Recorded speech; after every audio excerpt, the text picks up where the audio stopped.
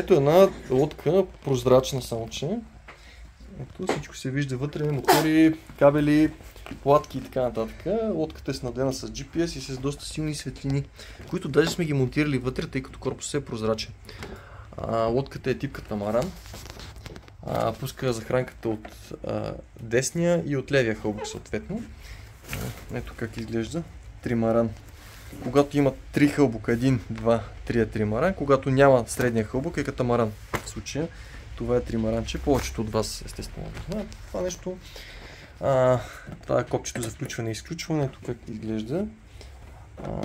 Така. Букса за зареждане отвънка, водостойчива. Да не се налага всеки път да вадите батерията и да я слагате.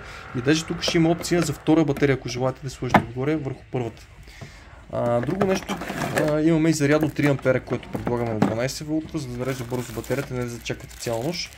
И може да ви предложим зарядни съответно 1 и 2 ампера за 12 волта. Лодката е на 12 волта и според мен ще е една чудесна лодка, която може да си закупите от Яко БГ по поръчка в какъвто цвят пожелаете и с каквито екстри желаете.